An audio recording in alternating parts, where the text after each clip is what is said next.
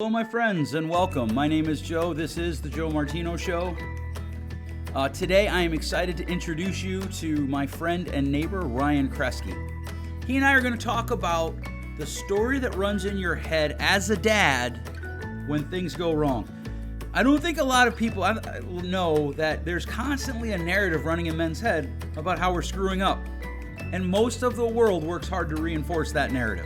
Let's kick it off. This is the Joe Martino Show. You're listening to The Joe Martino Show, a podcast dealing with all things emotional, relational, and human nature. Joe is a licensed counselor in the state of Michigan, specializing in relationship therapy. He is also the author of the book, The Emotionally Secure Couple. All advice offered in this episode is offered for entertainment and educational purposes only. Enjoy the show. So I want to introduce you to my neighbor and my friend Ryan. Ryan is an executive leader of a company here in our town, one of the bigger companies in his industry.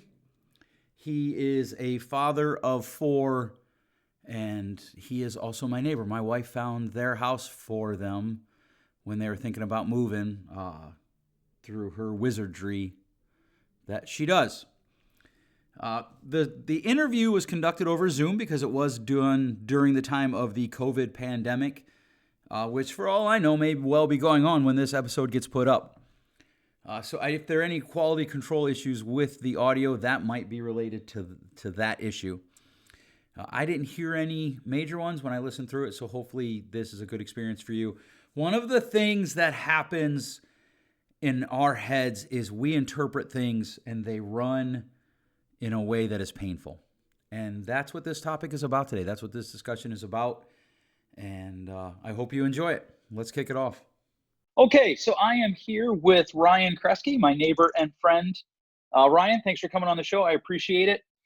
Today, what we're talking about is this idea of the story that runs in our head. Ryan, you and I have talked in the past about my next book that's coming out, dealing with the story in our head and how it's always kind of running. Nothing has meaning without it.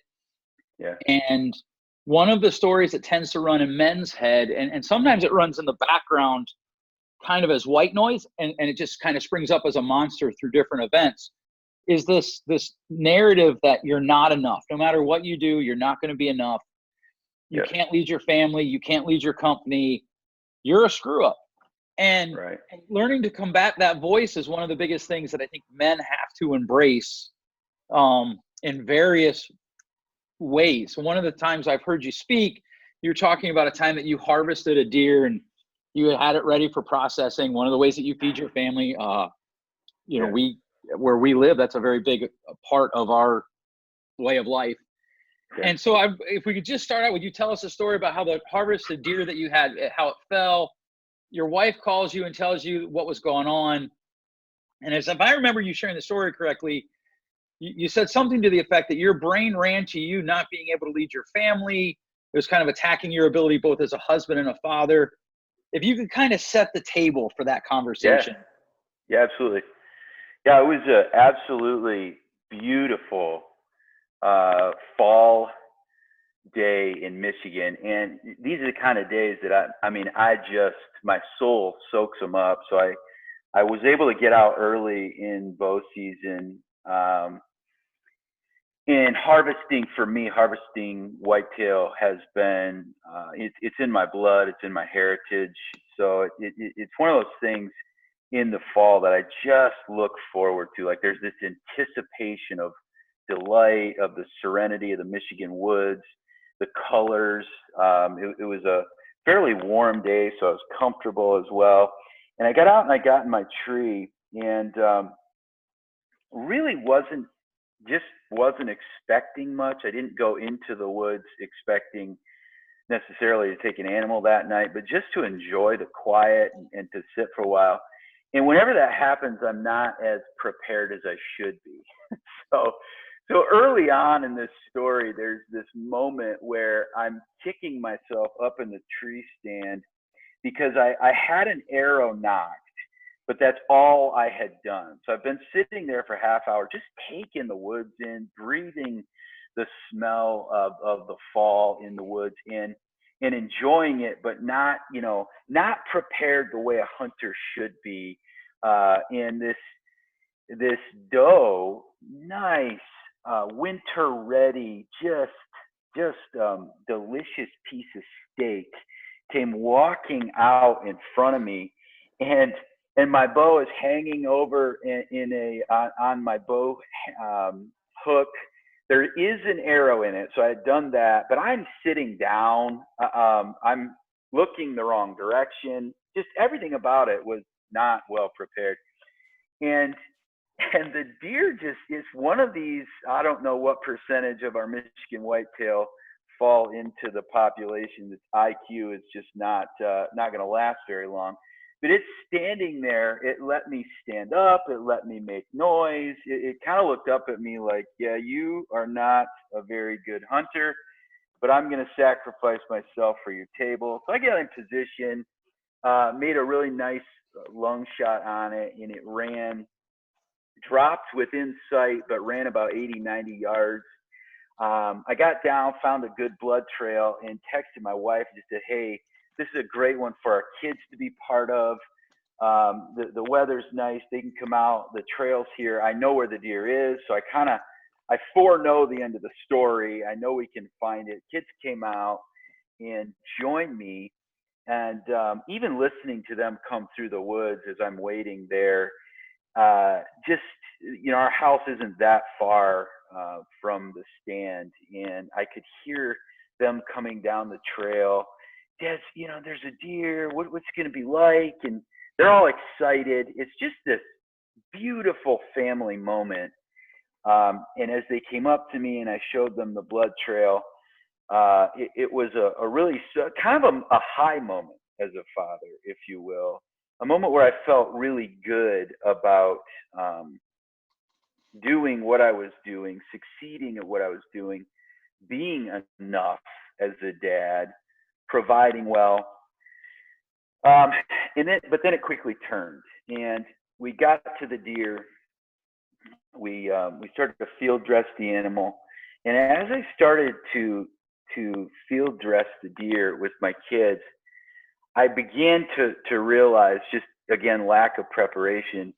The kids that I loved so dearly had ruined the gambrel that I use. I process my deer as well, so I not only harvest it, but I process it at home. And there's a gambrel you need, which holds, for those of you who aren't hunters, it holds the deer off the ground. Predators can't get to it. The dogs, the cats can't get to it. It preserves the meat. The longer that you let it hang, there's this hanging period that tenderizes the meat. And that whole process for me is a special process, sort of a woods to table process. And I really care about how well it's done.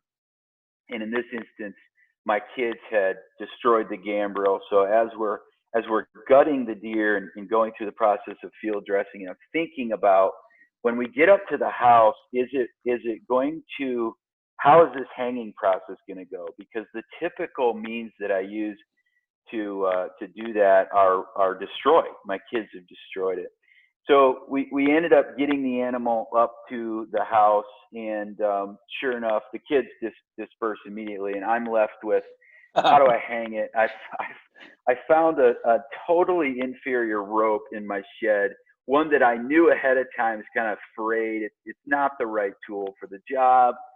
I got it strung up. I did a whole bunch of different antics to get this deer where it needed to be. And eventually I got it there, but even the sweat, blood, and tears of hanging it started a diatribe in my head of, okay, you weren't prepared. You didn't do the things you needed to do. You aren't good at what you should be good at to make this happen. As a father, you're a failure, because now I start second guessing, like, should I have let my kids play with the gambrel? Should I have been more attentive to making sure things were cared for well? And that's in my personality. I like to take care of the tools that we use for life-giving activities in our family. I like to take care of them well. And, Sure. and that hadn't happened as well. So anyway, we get the deer up, it's hanging, and I went in feeling a bit of foreboding, like that just wasn't what I wanted it to be, even though the initial experience of the evening was good. And the next day, fast forward 24 hours later, I got a text from my wife as I was leaving my office, and she just said, "Hey, we're headed back in for some extracurricular school activities." But as I got the kids loaded up, I looked over to where the deer hangs under the lean-to, and it's not hanging anymore. It's laying on the ground. It's in the mud. And just to kind of top it off, to end her text, she said, and I noticed that the dogs were over there. So I get in my truck to go home, which is usually a kind of a cathartic experience, or that's how I typically try to use it, to just release the activities of the day. But as I'm driving, that voice starts the diatribe, and I'm not even, I'm not home yet. Even I'm not even witnessing what I'm about to, but I'm thinking, you are so stupid. You should not have hung that with a rope that you knew could have broken. Why didn't you just run into town, get a different rope? The pulley system was wrong. Now this animal that matters in how you care for it is probably ruined. The meat's tainted. The blessing that it was is now destroyed, and that's all on you for your failure, your lack of foresight. And I got home and I got out, and as I'm walking over to this lean-to where we had the deer, the dogs are on the meat, they're eating it. So just anger, anger will follow for me. The displeasure of the story in my head. It goes back to my childhood, where a lot of what I did was not good enough as a son and as a child. And so I'm looking at the situation, and the self-loathing spins out of control, man. And you're really dealing with one situation, but inside you're dealing with a whole cacophony of voices that are just laying out for you other situations. Yeah. And it escalates so quickly, right? It goes from this deer to you aren't a good dad. You're not a good father. You didn't teach your children well in this situation. You probably don't belong in any leadership role for anybody else, because you can't lead your own life. Who do you think you are to be a pastor and a teacher of people? Sure. You can't even do this right. And I mean, it honestly goes to a place where it goes from there to, you probably are not going to be able to husband well. So your wife's going to leave you probably next month. She's going to leave you. Maybe next week. And your kids are going to grow up to be alcoholics or addicts of some kind. It escalates into this extraordinary self-condemnation so fast. Right. It just kind of like a fire. Yeah. That has the fuel of failure just being dumped on it. And that's what I encountered going over there. So that's the gist of the story.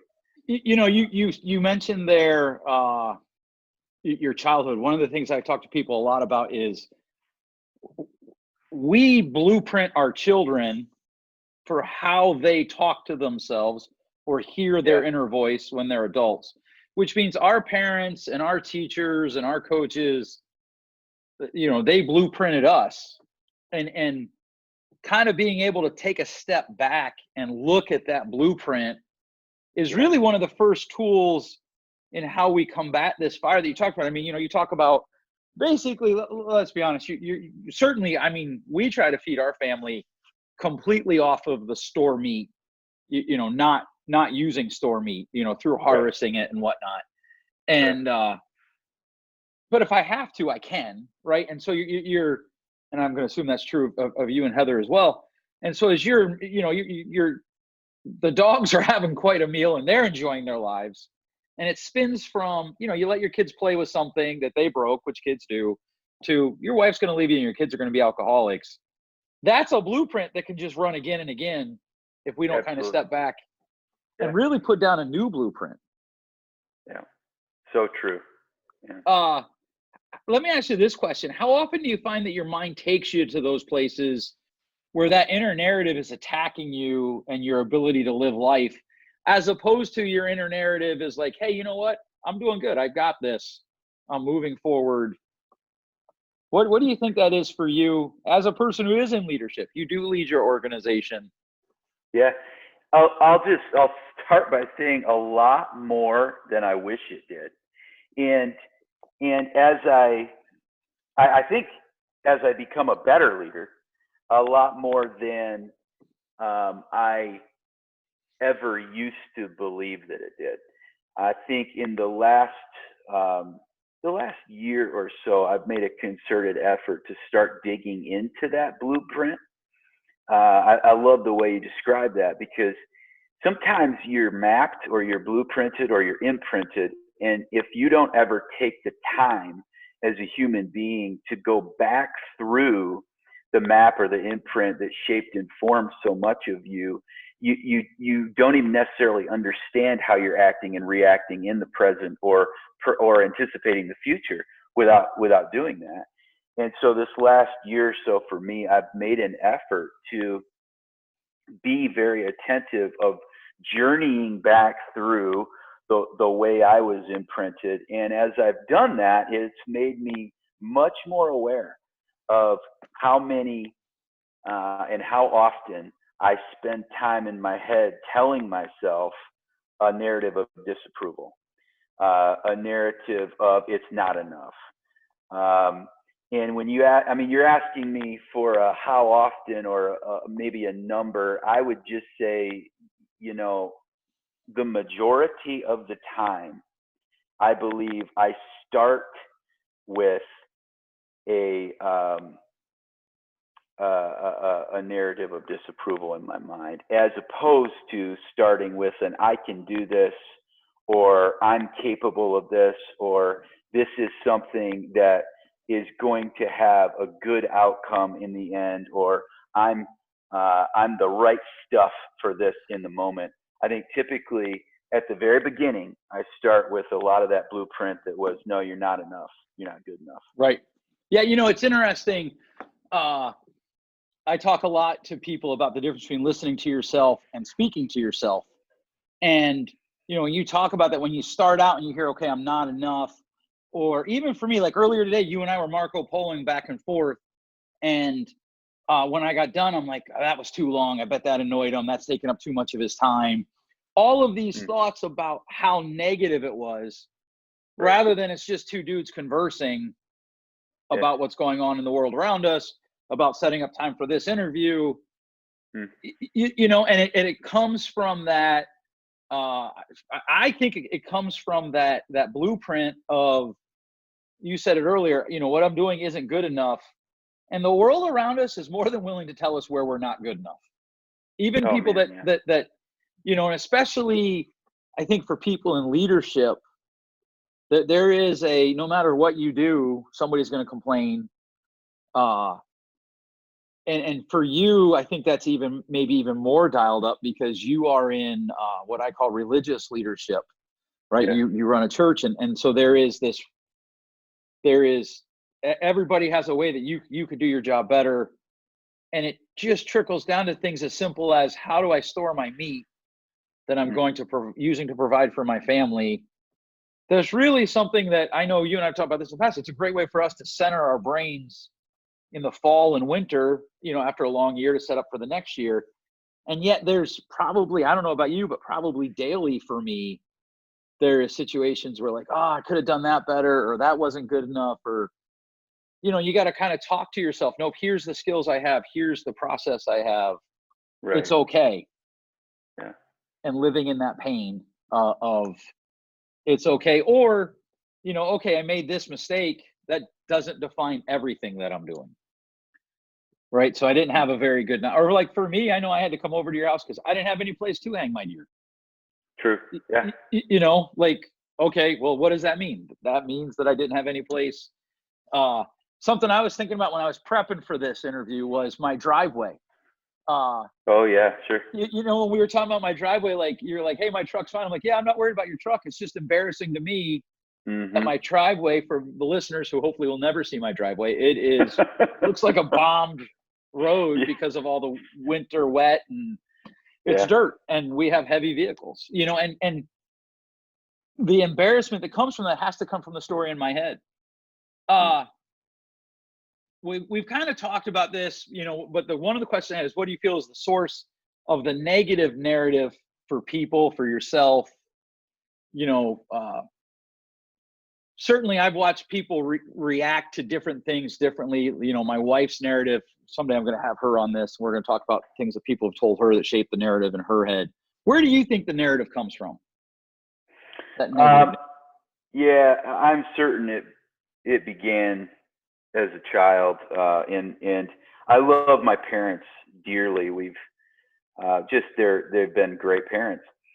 One of the things that they are incredibly insistent on is a strong work ethic and excellence in your work ethic. Probably the highest value I heard growing up, by emphasis, if that makes sense. Maybe not by statement, but by the attention and the emphasis that it was given. That was the definition. It became the definition of your work. It became which became the definition of you. How is your pursuit of excellence? And without, you know, I know there's a lot that we say about perfectionism, and there's a lot in psychology about perfectionism, and leadership certainly has a lot to say about that. But I'm just going to use the word excellence because that was the word that I heard over and over and over and over again. And so just to give you a real quick synopsis from both of my parents, for my mom, education, intelligence. If I got a 98%, there was 2% more I could still get, right? So it wasn't enough. Quite frankly, the numbers didn't line up with excellence. Excellence was 100%. Excellence was 110%. And so if it was an A or an A plus even, but not every single percentage, then you didn't leave enough out on the playing field. You didn't get everything you had. So there's that narrative in me. And then working with my father, he is a small business owner, and I apprenticed with him through a lot of the years growing up. And work was the critical definition of our whole existence. How excellent is the work that you do? So the regular narrative that I heard from him was how that work could be done better. If it failed, if it wasn't good enough, then there was an intensity that I heard. It was awful, wasn't good at all. There was a criticism that I heard constantly. If it was good, if I did a good job, I still didn't hear good job. I heard you could have done this, this, and this to make it the best job, to make it extraordinary. And so that coming from both sides of my heritage, and that goes generations deep. That was not just my parents. That's what my parents heard from their parents, and that's what their grandparents heard from their parents. This is something just embedded in us. And so for me, that lands, and it becomes an imprint that whatever I do could be better.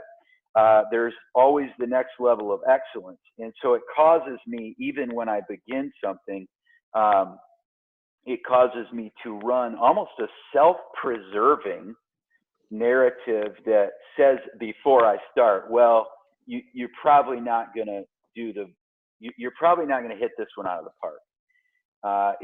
It'll be good. If you give it your all, it'll be good, but it's not going to be the best. And kind of like we talk about functional dysfunction. A lot of things that are dysfunctional in our life, they serve a function of, at the very least, protection. And so at some point in your life, you develop this, well, if I can just set myself for whatever I do, it isn't going to be quite good enough, then I won't be as let down when my dad or my mom or my coach or my teacher or my boss points out that it wasn't quite good enough. That's exactly it, Joe. That is exactly what it is.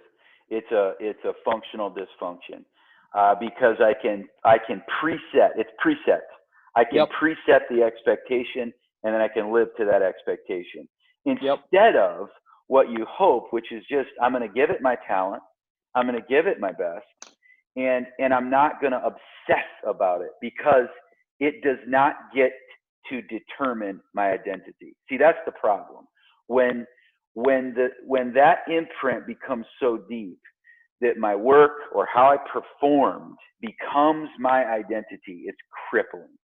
And that's how I was bent very early on.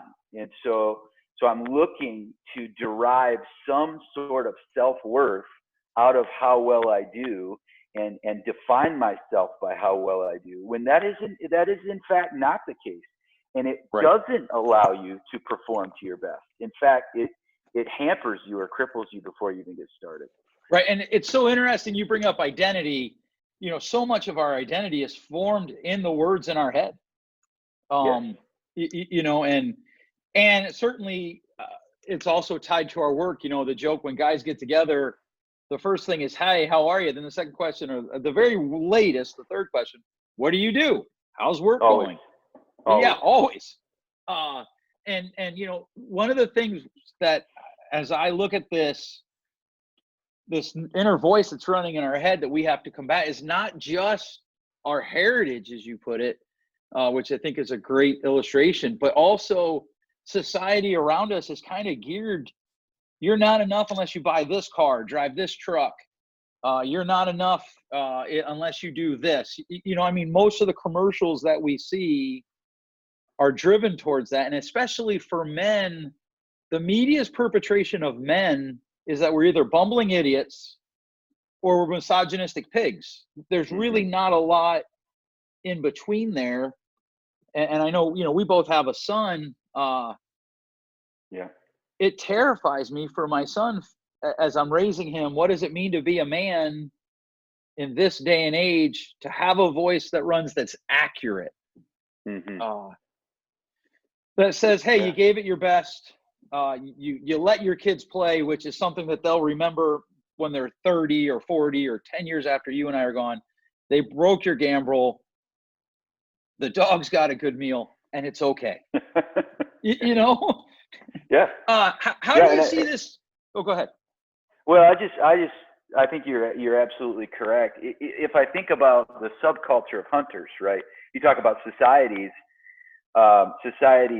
statements to us and how society speaks into that voice, usually contributing to the negative.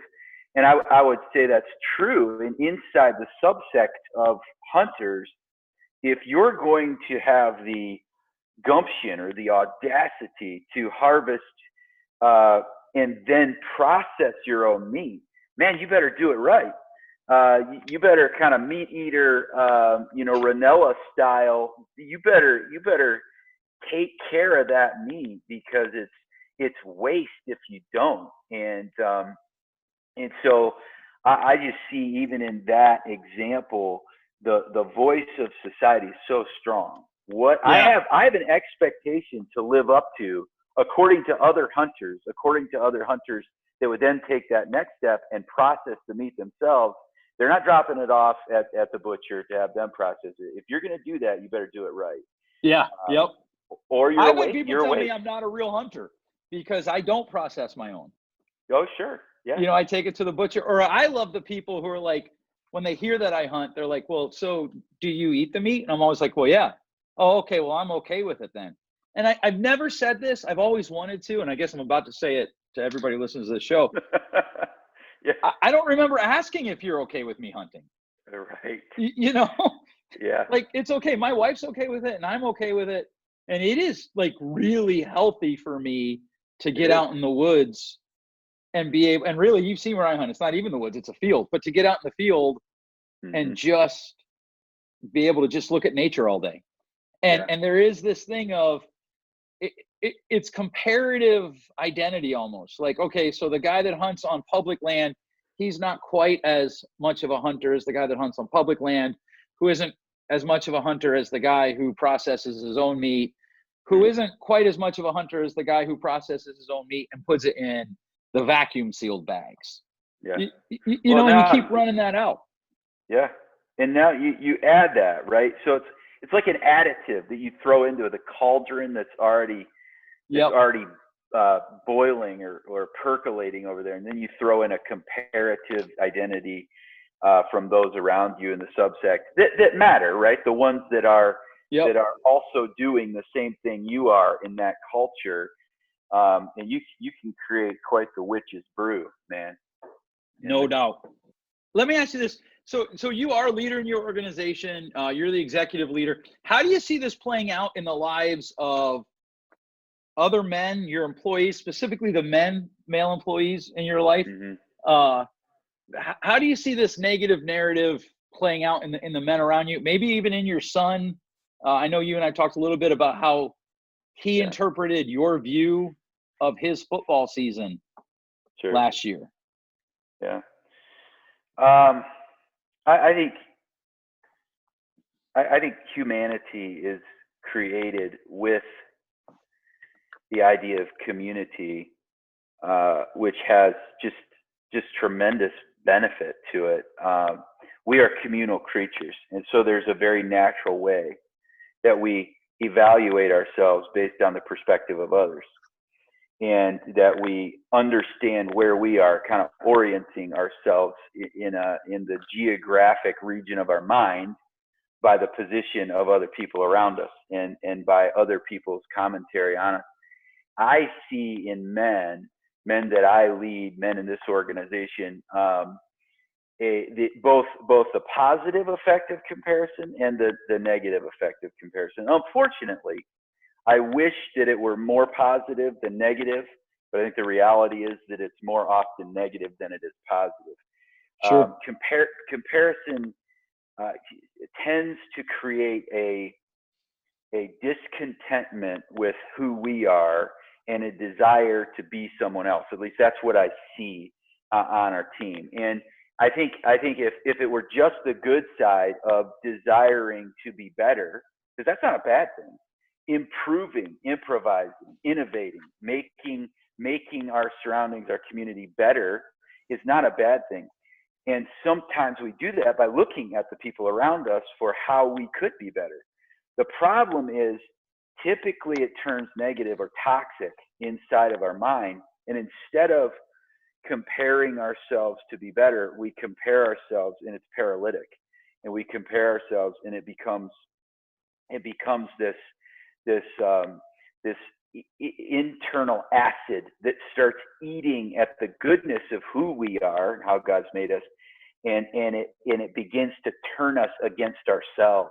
Right. So I think that the problem, I want to be careful how I say this. I don't think the problem is comparing ourselves, but immediately after comparison has to come a right thought about what we're after when we stack ourselves up against the people around us. Otherwise, it just becomes jealousy. It becomes envy. It becomes this just internal negativity that consumes us. This idea, that's where we talk a lot about talking to yourself and finding the lies. You know, we have the 4 Ds, we call them: detect what you're hearing, debate what you're hearing, diffuse what you're hearing, and then discover a truthful narrative. In our society, there's a lot of pushback against that idea. And yet we have found over the years that that's one of the best paths for people to emotional wholeness and wellness. Sure. What are some tools that you found to be especially effective in combating the stories that run in people's heads or run in your own head? Or even, you know, when you're, and I didn't put this in the questions to you, and we didn't talk about whether or not your son was fair game. So if he's not, that's fine.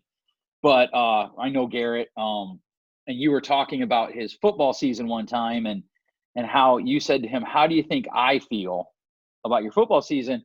And he really had in his head kind of a negative narrative that wasn't rooted in truth Right. about how you viewed it at all, because they didn't win a lot, which he's what, 13, 12? Yeah. Yeah. You know, No, he is absolutely fair game. So I would, and yeah, let's talk about that. I think one of the problems with comparison is it's usually silent comparison. yes.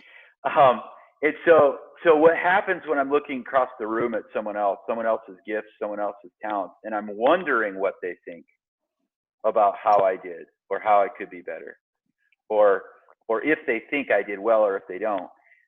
What I do when I don't actually talk to them about it, when I don't walk across the room and make that a conversation, is I come up with my own assumptions about that comparison.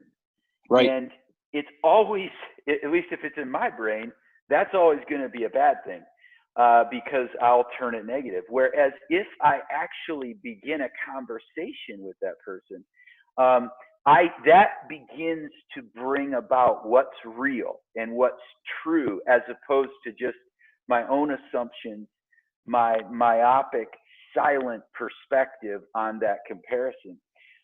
So I would say one of the first things that I believe is important in undoing some of that imprinting is actually having a conversation with someone, asking someone what they think. And obviously you need to make sure that person is trustworthy. So I wouldn't advocate for asking the person, the very same person that's been part of the conundrum of imprinting negativity in your life. Maybe don't make them part of your board of advisors in your brain. But in those conversations with people that you do trust and look up to, make that comparison an actual conversation. And then to give example of that, to move to Garrett, his football season was the epitome of a losing season. And we were about a game or two from it being done when I was thinking through a lot of this conversation and getting ready to teach on it. It just struck me how important it is that with my 12-year-old son, I ask him what narrative he's forming in his mind about what I think about his season and how well he's done, because of this danger of silence, right? This danger of just making up what dad thinks about my football season, and then that somehow being codified so that in 20 years he thinks I thought his football season, 7th grade football season, was an absolute waste. So we're driving somewhere, I don't even remember where we were driving, and it just occurred to me to ask him, what do you think dad thinks about your performance in your season this year, its worth? And he said to me, just this gut-wrenching statement. He said, I think you think that it's worthless, that it was no good, and that I did terrible. And I mean, Joe, as you can imagine, as a dad, I mean, you're a dad. I just wanted to scream at the same time that I wanted to cry. That at the same time, that simple question revealed to me that yes, the very thing I was concerned about was what was going on inside of him. And so I went to work, man. I spent every ounce of my oratory ability to share with him what I really thought about his football season. I said, son, you gutted it out. You worked your heart out. You left everything on the field. This season, though a losing season, quote unquote, from the number of games lost, this season was nothing short of perfection in the character that it can build inside of you as you evaluate and learn and grow through apparent failure. When everyone else says you lost, you can grow enormously. And I could not be more proud of how you stayed in it, how you endured, how you learned, how you worked, how you loved your team, how you encouraged them when things got difficult, how you kept trying and striving. I just told him, I said, son, this season was perfect, was the word I wanted to use most intently to combat that idea of worthlessness to him. I said, if you're going to call it worthless, I call it perfect. And I think that's so. Well, go ahead.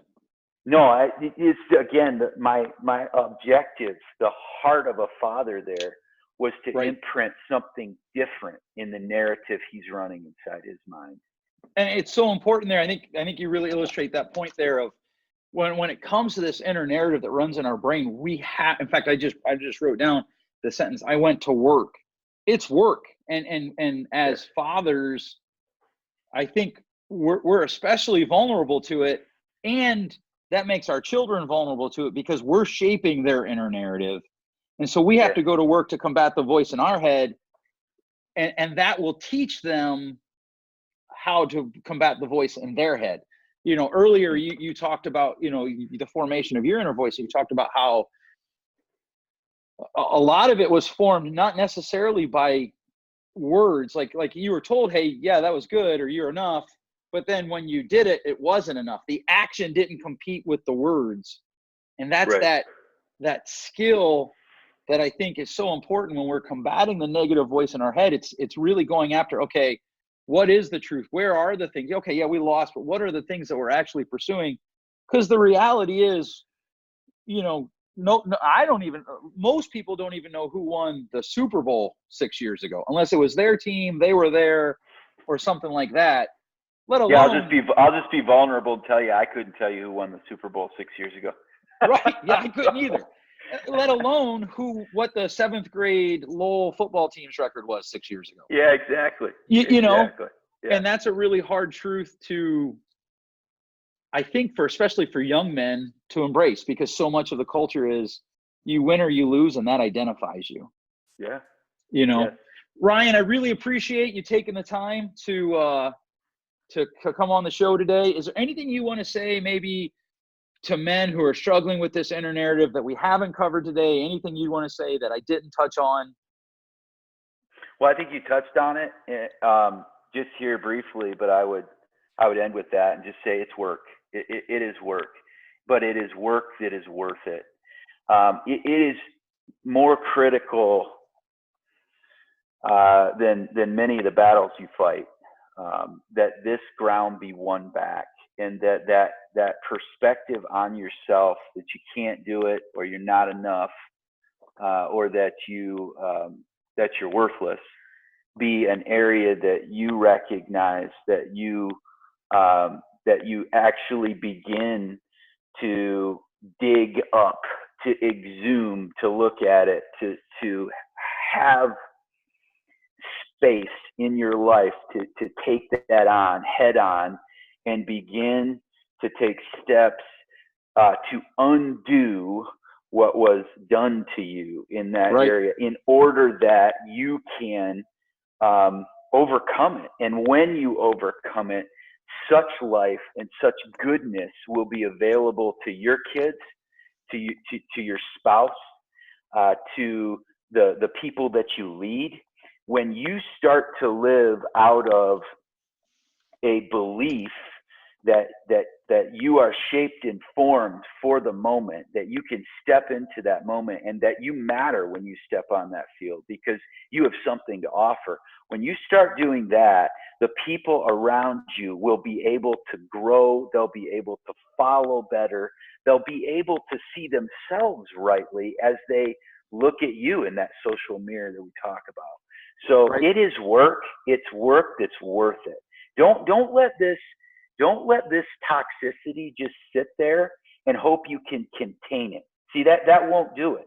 You actually have to get into it and begin to empty it so something else can fill that space of death with life. Right. That's so true. It's so many people get caught in like, well, this is just the way it is. And they feel like, because it's a victory to get to the place where you can recognize it, but then just recognizing it, you're halfway home. The rest Right. of the trip is, what does it mean to combat it and fight it, and understand that you have something to give to the world that nobody else does, because you're you. Yes. Yes. And I tell couples all the time, if you both were exactly alike, one of you is not necessary. One of the things that makes relationships so beautiful is that we are all different. We all bring different strengths and weaknesses, and even brokenness and wholeness to the equation. So true, that makes man. relationships so beautiful and fun, and at the same time painful. Ryan, I really appreciate it. Thanks for coming on the show today. I really appreciate it. Thank you very much. Yeah, privilege. All right, my friends, there you have it. Happy Father's Day to all the dads out there. I do want to let you know that if you are struggling with this narrative in my head that I just don't have what it takes, I'm not a man, I'm not whatever that means, I want you to know that we are working on a curriculum, a mentorship program for males that I am hoping will launch in early 2021.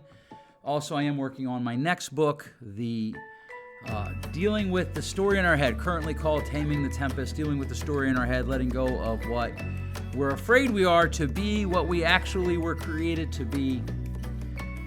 So that's coming soon as well. If you enjoyed this episode, if you enjoy the show, please share it with your friends, share it via social media. That is the best form of entertainment or of advertising that I can get. Thanks so much for listening. We'll catch you next time. Thanks for listening. If you